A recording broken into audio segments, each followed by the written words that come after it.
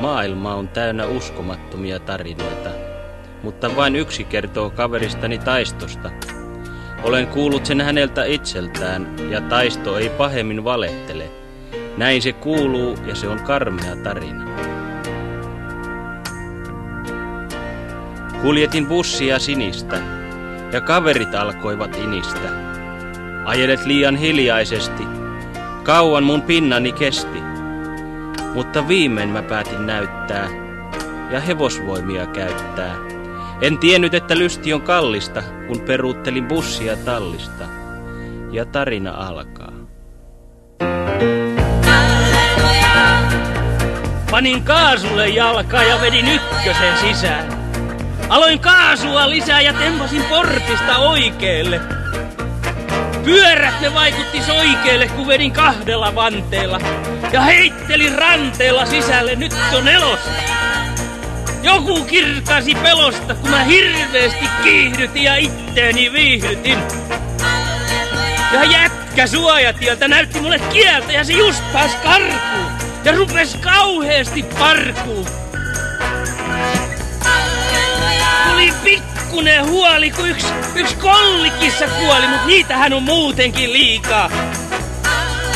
Mä tsiikasin yhtä piikaa, enkä meinannut kekkaa, yhtä hirveetä rekkaa, mut se sattumalta pääsi ite pois alta. Mä hirveesti kaahasin ja yhtäkkiä raahasin kattotelineellä jotakin torvensoittajaa.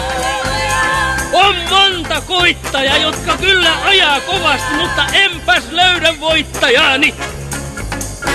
Ja sitten kaatui yksi rovasti, kun ei se kävellyt varovasti ja se sanoi hallelujaa.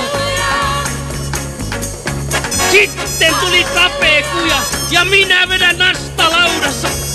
Ja tuumasin, että huilataan vasta haudassa. Vähän tuli vaikeuksia, kun yksi jätkä kantoi suksia ja sukset tuli sisään lasista. Ja selvisin ratikka kasista ja se meni vähän kiskoilta. Ja sitten mä kyselin siskoilta, että tietääks ne tiestä. Mutta mussa on miestä ajella harhassa ja tempasin eläintarhassa 400 airatin kun Tuomisen Jaakko. Ja se auto oli jo ihan paska.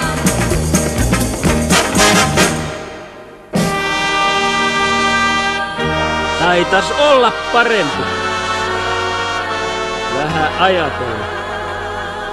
Enste.